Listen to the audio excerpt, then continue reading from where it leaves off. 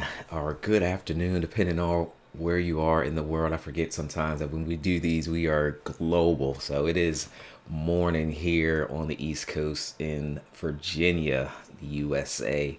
I hope you all are doing great. This is day 2 of our e-missionary conference.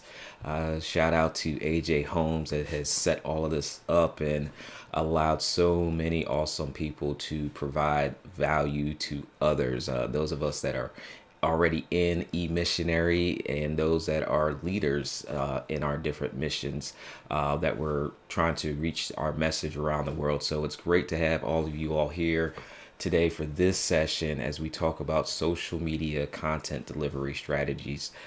Quick introduction of myself. My name is Monty Weaver, and I've grown up in the church and starting with the overhead projector ministry to the tape ministry, and then evolved into what we know now is more so live streaming and audio production. So I've been around for a while and seen a lot of the progression that we've gone through when it comes to delivering our message. I started off in my early days in high school. I remember editing the videos to send to the local TV station. So after church services, as a teenager, instead of going and playing, I was back at my team lead's house, and we would in his basement, and we would edit the church service on VHS, and we would let it run, and it was literally like a 6-hour process from start to finish. And I would help start it, but it'd be late getting ready to go into Monday morning. He would finish up the process, and then we'd have it over to the TV stations by that Tuesday of that week so it could go live on that following Sunday. So being able to deliver content has changed over the years. And so that's what we'll be talking about today is that delivery strategy. No longer does it have to take 6 hours for one video in one format. Now we have this social media thing. We're all over the place all the time. At least we can be. So we're going to talk about social media content delivery strategies. Before I get started, make sure you guys let me know where you're watching from. I love to know where you're actually viewing this from. And we are going to keep it interactive. So if you're live watching this, let's keep it interactive if you're close by a keyboard for sure. So I'm going to get the slides on the screen here, and we'll go through these. And if you have questions at any time, make sure you post those. That way we can make sure you get all the questions answered that you may have. So let's get started. All right. So today we're going to go through live streaming. We're going to talk about live streaming because that's really where it all starts. And there's going to be a concept called long form content to short form content. So if you've never heard of that concept before, that's essentially what we're going to be talking about. But it really does start with that live streaming aspect or that video aspect in general.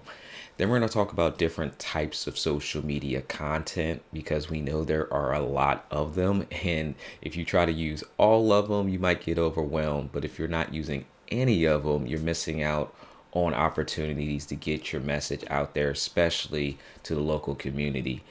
We're going to talk about some practical execution strategies. As someone that leads a media ministry, I definitely know the ins and the outs and the pain points and some of the hurdles we have to get through to execute on certain things. Those of you guys that are part of the Facebook group where we get to talk and collaborate on there, there's a lot of things that we understand that the execution part looks different from what's in our heads, what's in our minds that we want to do. We want to get that new camera. We want to upgrade those microphones. But what does that execution part look like to acquire that? And we have the same thing when it comes to social media as well. We actually have to, it sounds good in theory, but we actually have to execute on it. And then we're going to talk about some different software, some tools that I like, and then some ways that I don't think the ministry, the church world is really tapping into of how we can outsource some of the needs that we might have. So we're going to talk about that as well. So that's like the little bonus here at the end. So it's good to see you, Keisha, I hope it's Keisha. Mike, good to see you. Mike, as always. Jaquel, uh, Gahard, hope I'm saying that right. So we're all over the place today. We're in all kind of countries today. So awesome to have you guys here. So let's first start with live streaming, okay? Because it's what we are really doing right now. Pretty much everybody has at least watched a live stream. They're accustomed to watching live streams, I should say. But not quite everybody has implemented live streams. Not every ministry has yet, and that we're still making that effort to get everybody on board to put their message out through video. Because just like right now, we're all around the world. You guys are tuned in from all around the world watching this. And so we just want to do that the same for our ministries as well. So I have on here, it's officially part of the ministry experience right now. And it allows for engagement between the ministries and the viewers. And quite frankly, it just makes it easier to stay connected with everyone through social media, because I know that the ministries I've been a part of, and even ones that I visited, you know how we ask for those cards, those new visitor cards, and we get the email addresses, but no one actually follows up and sends out the emails, or at least they'll send out that one email maybe, but they never follow up 3, 6, a year later.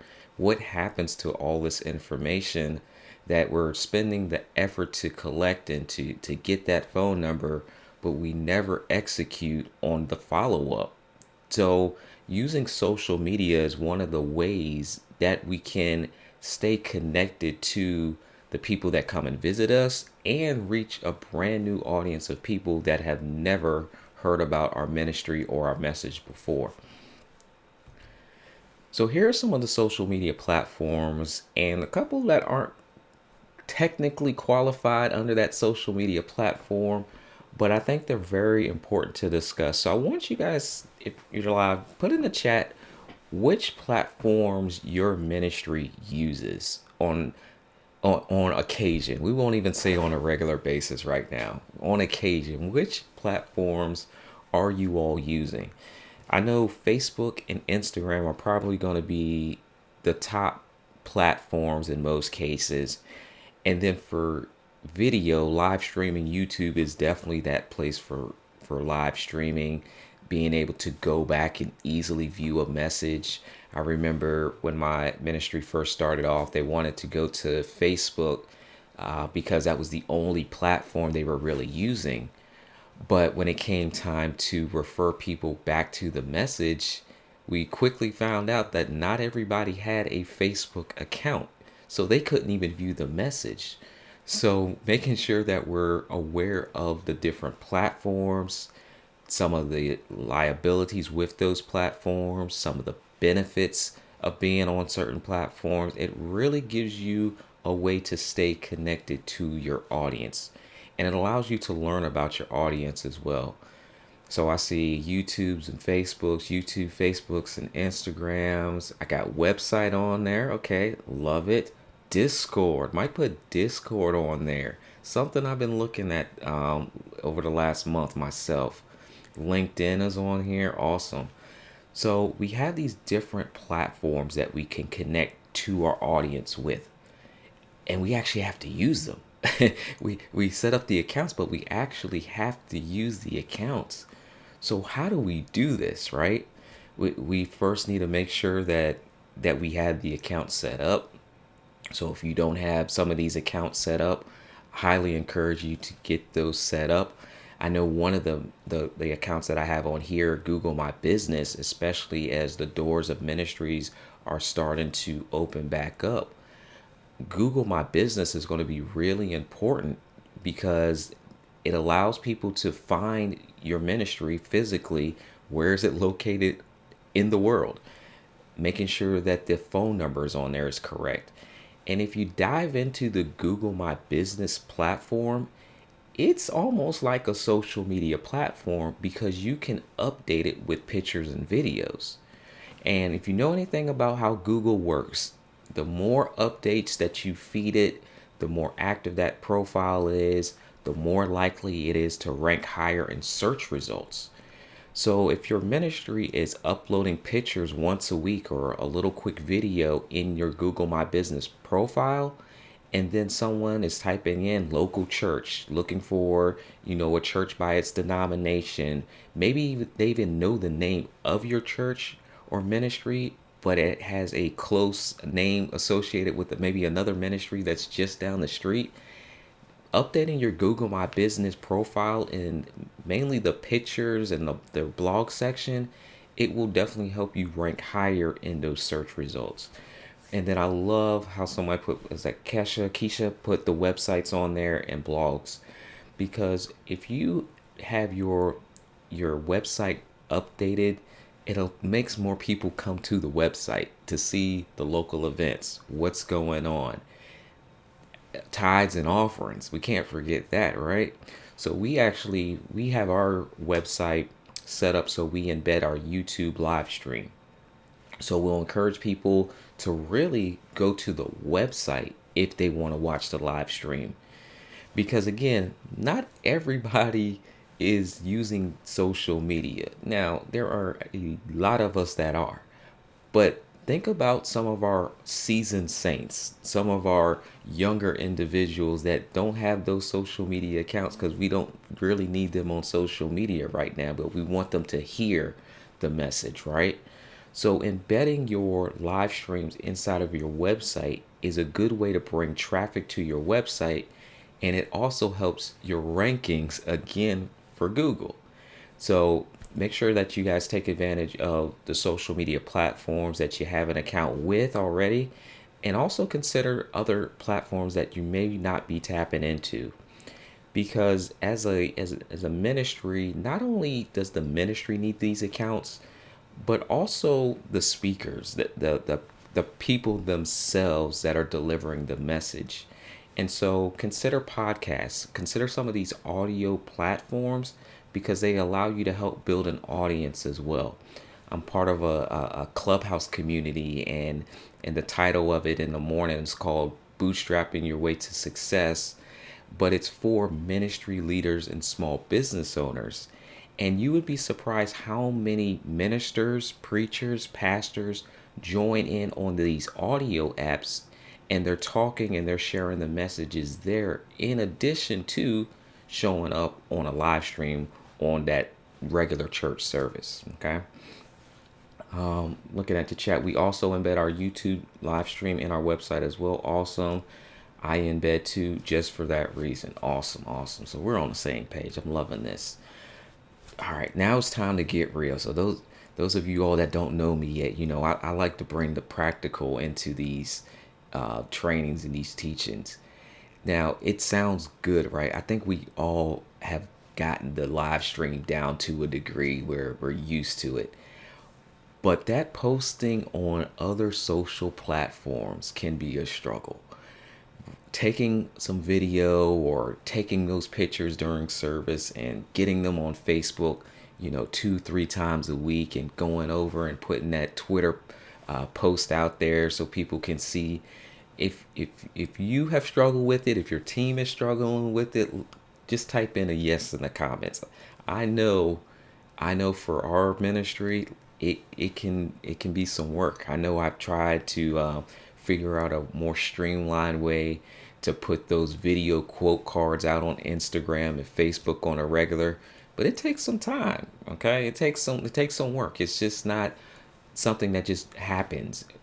There is a practical element that goes into it. And then some people are just confused on what to even post. What do I post? Is this a good post? Is this a bad post? They're overthinking the post.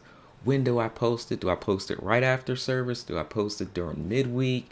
Do I post it on a Friday when everybody's scrolling through their Instagram feed? Like, when do we even post these things? And then the main one, the time and the resources. My ministry is a small ministry. There's two of us that do the entire media ministry. Two. That's our role. So we show up and we put in a lot of efforts on Sundays, and we put in a lot of efforts on Tuesdays. And then during the week, there's things that might come up that you need to fix or adjust, and So we're using our time and our resources other places where we're not even thinking about social media at times because it's another thing we have to do. So everybody is saying yes, yes, yes, yes, yes. So sometimes it feels good to not be the only one. So let's talk about this concept here of repurposing your videos, because this is the way that I like to do it, because I think it's the easiest way without having to figure out where to grab time and reallocate it into doing this process, because time is one of those factors. It's one of the main factors. It's resources, one of the main factors. But if you repurpose your videos and just think about what goes on during a live stream, this is really what we're going to use as the meat of repurposing and delivering our social media content to different platforms. I want you to think about all of those good, one-liner quotes that we might hear during a service, or maybe it's something that was said during a conversation that was just something that was really good and helpful, right? This is really what your post is. This is going to be the context of what your posts are going to be for social media. And it's same thing with audio. We'll get those little. I tell my pastor sometimes, I say, you had a good little run right there. I said I could use that. And it's like the 60-second, 2 minute where you can tell the speaker is just hitting on a message and everybody is receiving it. That audio 2 minute clip is perfect for your social media post. Images, like when someone stands a certain way, or maybe there's an illustration that's being used. If we're already capturing this on video, these are essentially little snapshots that we're going to use for our other social media platforms. Now, I'm reading a comment. I have a team of 7, but I can't get them to set up and help me with the social media side of the ministry, so it falls on me the most. Can anybody relate? Can anybody relate? I won't go down that route with you, but I can relate. So I think about doing video this way now. During the service, I like to document those key standout moments, if you will. So I literally, right beside me, will have a note sheet of paper and a pen in my hand, something simple, right? And I will note during the timer on what we use OBS for our live streaming, I will note those times where that moment happened. And I will literally look at the live stream, and if we're like an hour and 20 minutes in, then I will write down 1 hour, 20 minute awesome quote, or great footage, or, position stance illustration. And I will take these notes during the service so that I can easily go back and reference the exact moment, because we don't really need 50 moments to happen every service. We just need enough to create some social media posts. And even if we can't create those posts based on those timestamps within that day, or even that week, or even a month after, if we have it timestamped and literally documented which video it was and when it happened, we could actually dedicate someone just to do social media and give them the blueprint. Go to this time marker. You'll find this either awesome piece of text that we can pull out of it. We can, transcribe it into text, or there was an awesome audio clip that we can use and put it on a podcast or some other audio platform. There was a great moment on the stage where right at this moment, just do a snapshot in our video editing software and take that and put that on social media on Instagram. Or maybe we want to take that full video and repurpose most of it and do what's called jump cutting. So there are a lot of different ways we can repurpose that one video, that main service video, rather than trying to create something all the time. Because that creation piece, if you're like me, I'm not a creative. I'm an executor, I'm a thinker, I use a lot of logic. Me trying to create something out of thin air takes a long time. But if I have something to work with, I can just use that. Because we don't have to make perfect social media posts. We just have to get the information out there just to create the awareness. So here are a couple examples that quickly come to mind. And if you've seen any of these two gentlemen and especially follow their ministry on social media, you'll see this executed over and over and over again. So on the left, we have Bishop T.D. Jakes, and it's literally a picture taken during the service. So during the service, it's taken. And there's a quote on there: there is more inside of you than what you have discovered. That is what he said during that service. So it's not creating anything new. It's not creating anything from the media team. It's what he actually said and an awesome moment that happened at the same time. Now, when he said that, may have not been that position that he's standing in right now, but it was said during a service and he stood that way during a service. And so all the team is essentially doing is putting text over a picture. And if you have a little graphical skills, you can kind of put some effect to it as well, right? And then we also see that the church logo is there. His personal branded logo is also on that Instagram post as well.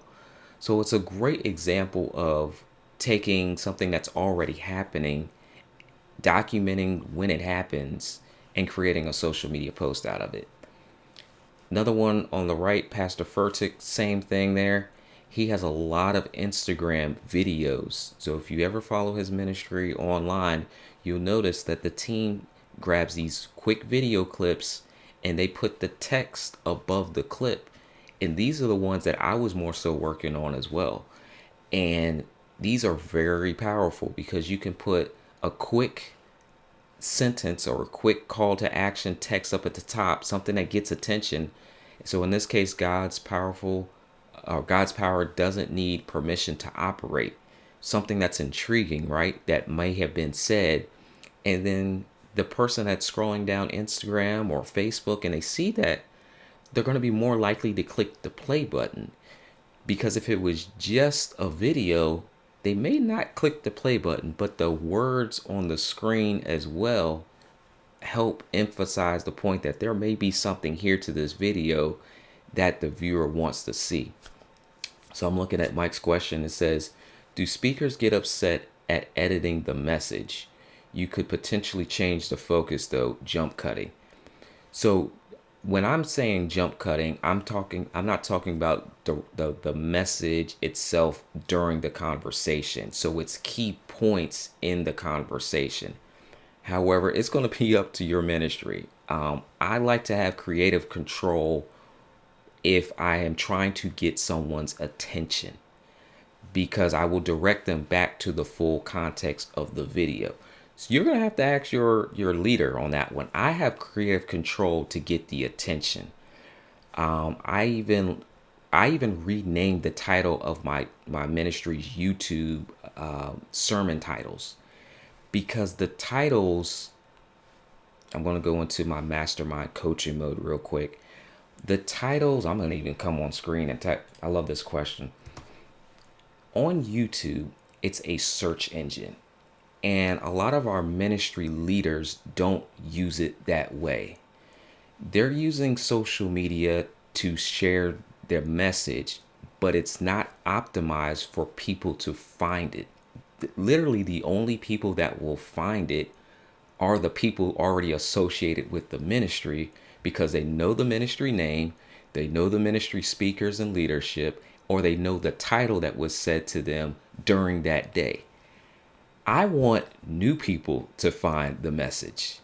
I can easily get the existing congregation to rewatch it or watch it live. Go to the website and the live stream is there. That's an easy execution. our email list. Hey, here's a link to the website. Watch the video. I want to get the attention of the person that needs the message. So if I jump cut it and the context may be a little different, I'm fine with that because the person I need to see the message has no idea what the context is anyway. I needed to speak to them though. So if the context is a little bit different, but it speaks to that person that needs the message, I have creative control at my ministry to do that. So definitely make sure that you check with, who's reviewing that. So I've been doing it for so long that they trust my judgment on it. So that's kind of how it works for me. Titles are tricky. I try and do the same, and some speakers are very particular about the titles of their message. Yeah, and talking to different ministry leaders, they don't want to change the title of their message, but it, let me come back on full screen real quick. The title is super important on YouTube for search results. If a message is not hitting on words for search, we're just putting up there for a library. It's not going to reach more people. I've worked with one ministry in particular. They started with less than 200 subscribers on YouTube 2020, pre-2020. Since working with them, they now have over 2,000 subscribers on YouTube, and it's just the husband and the wife preaching from their house in the house. It's no fancy creative production going on, but their videos are populating in search results on YouTube, popular search results on YouTube. Literally, it says how to deal with depression. That might not be the cool how to deal with depression's God's way using the Bible, like those long Bible churchy titles don't get seen. But how to deal with depression, how many people are actually going through that right now that are looking for answers to that? We are supposed to be giving them answers. So if my title is changed to how to deal with depression, I'm going to reach a lot more people than the churchy title would. The churchy title is for the people that already know the concept of the message, but I'm always trying to reach a new audience of people that need the message, that have never heard of us, so that they can come and so that the overall ministry can grow in person and online as well. So, but definitely check with your ministry on how they want to oversee that. Don't create, just document. Like I said earlier, take those timestamps, document those timestamps that we can always go back and refer it. And for those of you all that have a team of 7 or a team of 5, you can have someone else just work solely on creating these social media posts. All right. So video first, focus on the video first, and then record everything. Even those candid moments sometimes can be really, really good social media content. If you see someone hugging, or if you see, I know a local pastor, he is always talking to people, like always talking to people. He is so engaged with his congregation.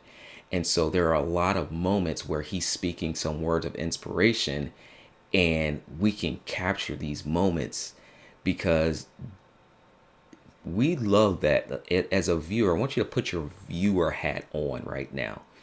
We love behind the scenes. We really do. If you see someone talking and it's just like completely raw, unedited, unfiltered, and it's a message that hits home, we really value those types of video sequences because we can pull a lot of text out of that. We can pull some audio out of that. We can change the picture around. But that video is essential to making all of this work because you're not doing any additional work. You're not putting in any additional time. We're just documenting what's going to happen already. Our regular weekly services happen every single week. So we're just going to use that to create our short form content. So we're taking long form content, these 2-3 hour services, and we're taking pieces of it to create our short form content. Okay. Schedule and delivery. So one of the things that we have to do is make a schedule, some type of schedule. Now, when you start off, most people probably won't say it. I'm going to say it. The schedule is going to change. The schedule is going to change. The delivery and the execution is going to change. Otherwise, you guys wouldn't be here. So we know this going into it. Okay. Now, I'm a man of faith too, but I also am a man that knows the reality of the situation. When we schedule a post, we may want these posts to go out on Monday, on Wednesday, and Friday. In some cases, we're not going to be the ones actually doing the scheduling, doing delivery of it. So we can use some type of management system to help do that for us, which is what I highly encourage, because we get busy and we may forget to hit that post, or someone's going on vacation, or someone just simply does not feel like doing it and something else takes priority, right? But if we use scheduling systems to actually set up a date and a time, we can have these go out automatically. Now, one of the things that I thought that, most people kind of knew is not everything has to be at that certain time and at that certain date. And what I mean by that is, if we capture all this video on a Sunday and we want to deliver it during the course of that week, we don't have to make it go out that week. We can make it go out 2, 3, 4, 5, 6, 7, 8 weeks later. But the main thing is that we have content that's constantly being spread on social media. We're constantly updating information on social media because we never know when that message might reach someone. That message that was spoken months ago and we schedule it months later of scheduling that post may have a better effect on that person that's just randomly scrolling down social media. But because we've captured all this information, we can put it into a system. We have a lot to use. Think about how, if we really took one service, I want you to think about the most popular service you guys have been a part of recently, whether that's online or in person. And think about like that message that hit you really good. Okay.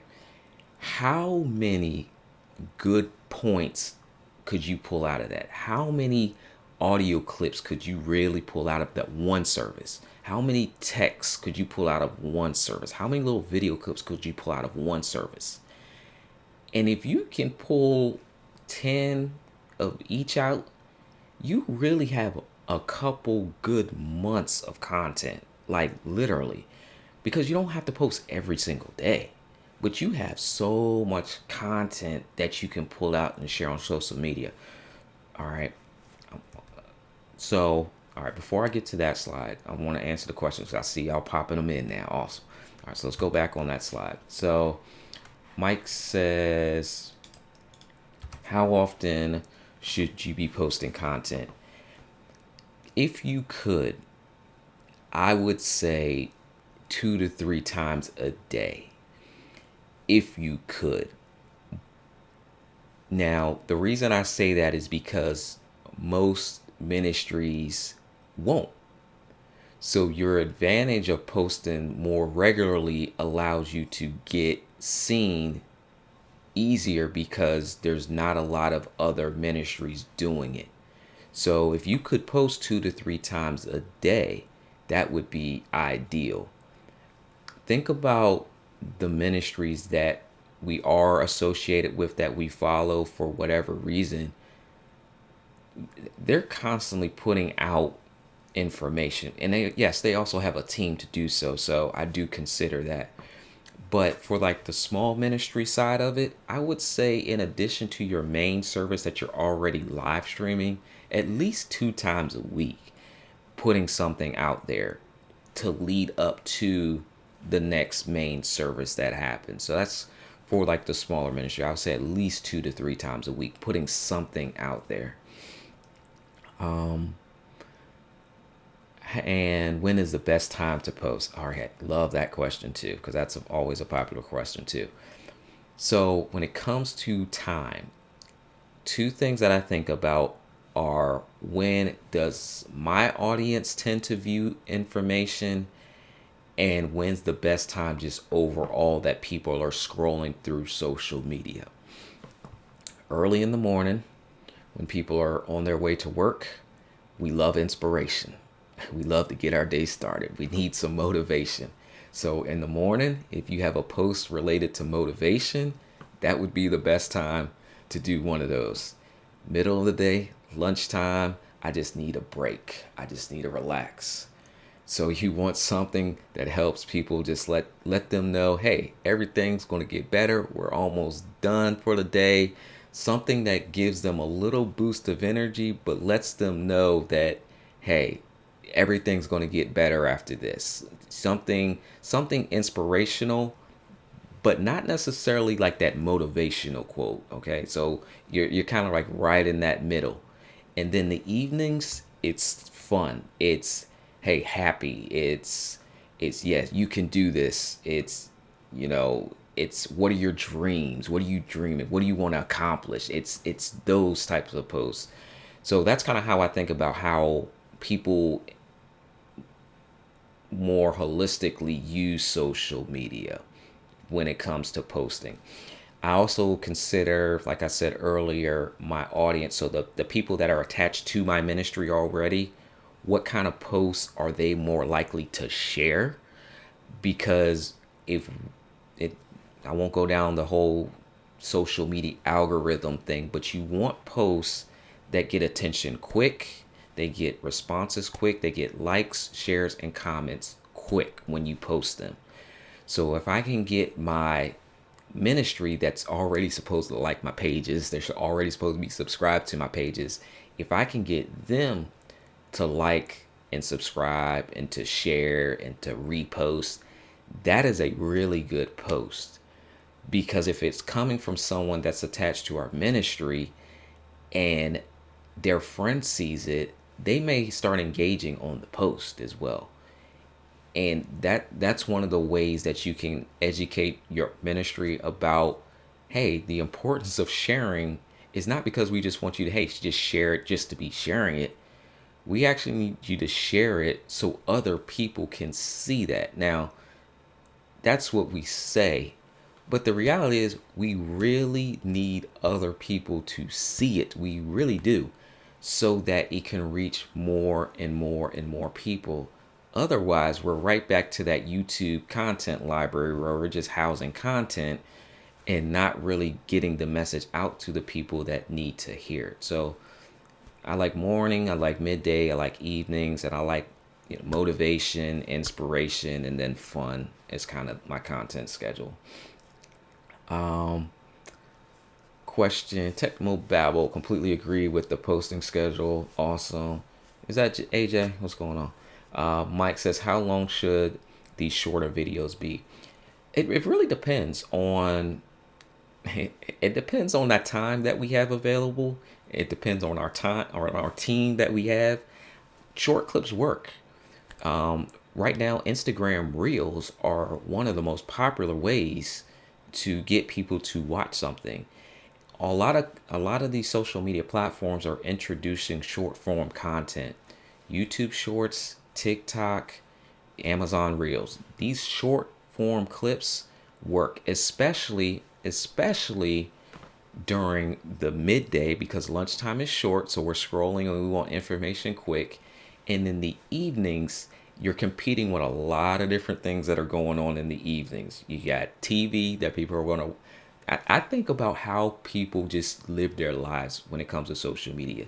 Evenings, you have dinner time, you have family time, you have football, baseball, gymnastics schedules. You got everything going on in the evening. So it's really hard to stand out in the evening. So if we're going to think about how we're using our time as ministry, do I really want to spend a lot of time creating a 20-minute video, editing it real good, using all these color grading in the evening for people to just bypass it? Not necessarily. I may want to use that more so in the morning as someone's regular drive into work where they can get this 15 minute of inspiration. So those short form content, 60 seconds, I mean, you can even go less than that. I go through, if it's something like a good quote, 15 seconds, and I'm listening to it, I'm able to hear it, and I'm good, I'll just come back and listen to that every time I see it posted. But you can also, the best question, I'm always, the word best always throws me sometimes. The best is different for everybody. You have to look at your analytics and data to see what's the best for you. So, like, even on YouTube, because I personally post on YouTube as well. So, I have a YouTube channel and I post on there. And when I got started on YouTube, I would just randomly post information, my videos on YouTube. But part of the analytics of YouTube allow you to see when the most people are viewing your videos. So if I know most people are viewing my videos at between 9 a.m. and 11 a.m., it just makes sense from what the data tells me to do. It's supposed between 9 a.m. and 11 a.m., regardless of what someone says is the right time to post.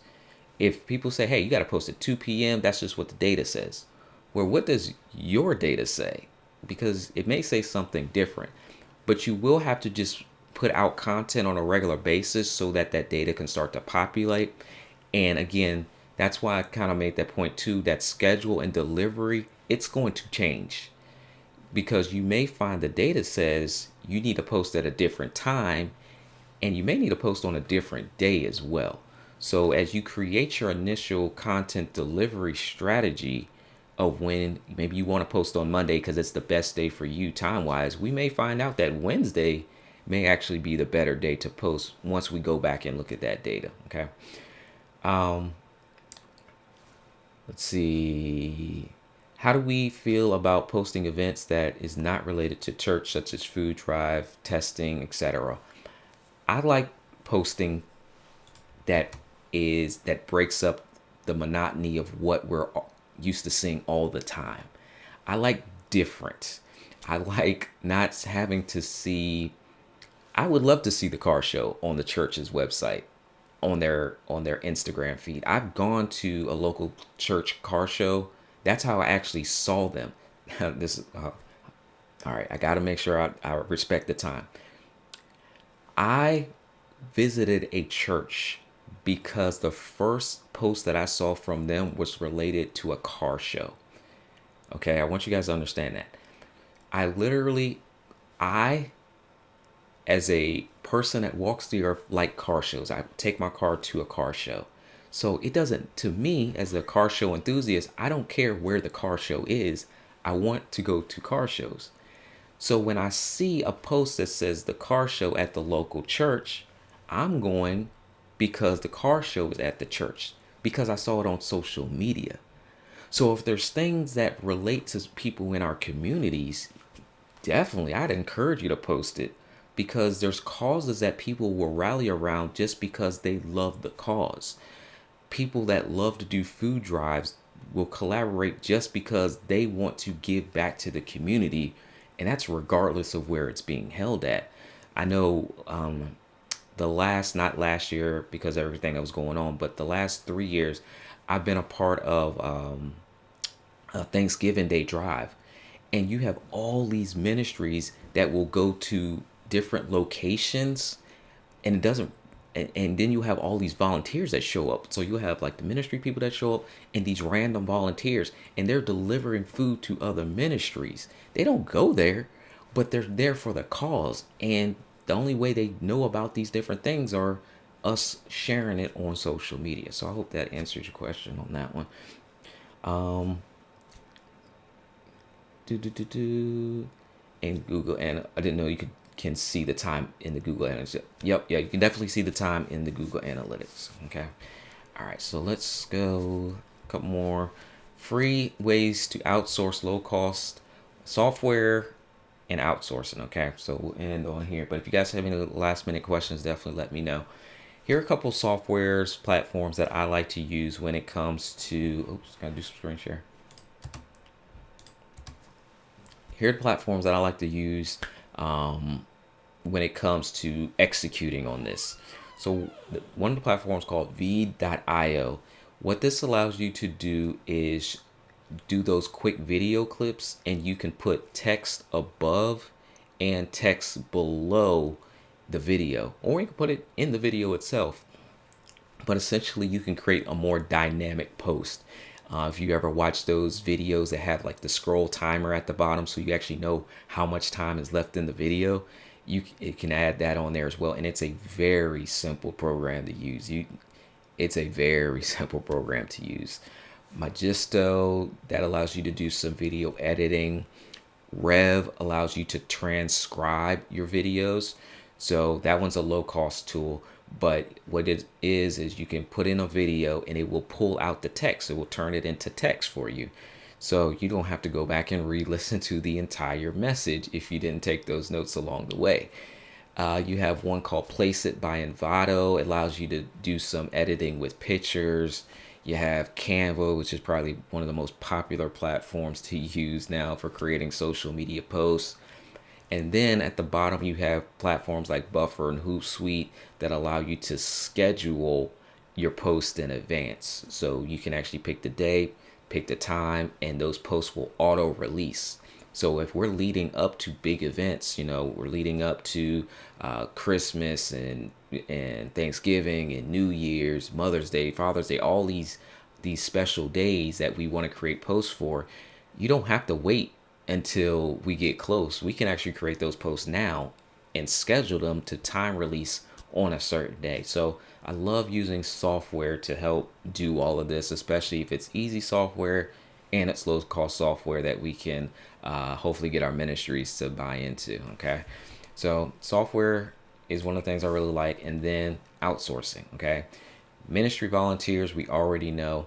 So if you have people that are good at doing one of these things, especially if you could dedicate someone just to the social media aspect by using the strategy that I told you about, it will make their execution a lot easier because they're not working as hard to find what they need for social media. We're literally just telling them, hey, use this. You can do this from home. You don't have to. You can do this during the service while we're live streaming. You could be creating these posts during service. College students and interns, you guys, if you live close to a local college, check into their internship programs. There are a lot of college students that are in media, that want to do social media management, and they need the hours. So you can have them be connected to your ministry, and they are going to do the work because they need that reference so they can keep on getting those credits and going forward. So check into your local college, check into their intern schedule, because and how you can get associated and be put on the college's site, because the interns will actually reach out to you as well.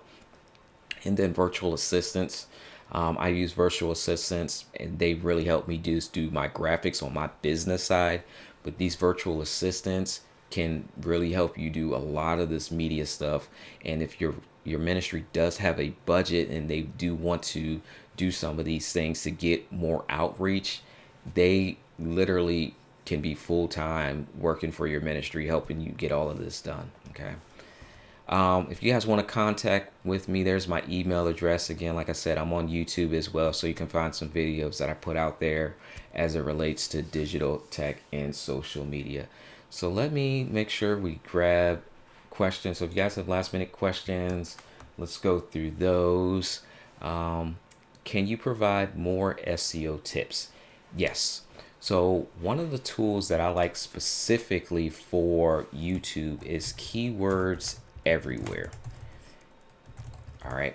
And it's a little plugin. It does cost a couple dollars, but you get a lot out of your couple dollars. But what Keywords Everywhere is, it's a tool in Chrome extension that you can get the search results of what's being searched for. Okay. So let's say in YouTube, and you want to create a searchable title. What are people going to YouTube and typing in that my ministry just did a message on? Maybe it's finances, right? So you can actually look and see what people are typing into YouTube search by search volume. So if the church title that you type into YouTube has 0 search results, good indication that nobody's gonna find it. But if you put in the keywords and you literally see how many search results, like let's say 50,000 people are searching for a particular term. If you change the ministry's title and put in that search term in some form or fashion, it's a greater chance that your video will be found when people type in those search results. And you can do the same thing for like Google search results. You can see what the search volume is for certain keywords. Another website I like is trends.google.com. You can see what is trending. So if the message is related to maybe something that's going on in the world and it's trending, I would use those keywords in your title. Or if you really can't fit it into your title because maybe it's somebody's name or something you can't quite reference, look at the tags, put it in the tags, put it in the video description section, and that way it can help be found in search results. So those are my two by two. Shane says, what is your YouTube name? Monty Weaver. It's just my name, Monty Weaver, on YouTube. All right. Well, I'm so glad you guys were able to attend my session here. Hope you guys got some value. Hope you got some practical things that you can actually use going forward for your ministries. Love to connect with you as you guys are executing and working on different things. Send me an email. Let me know how it's going for you. Because being able to get our message out to the world is something that we're definitely called to do. So let's do it. So you guys have an awesome rest of your day, and I will see you in another one of the sessions. See.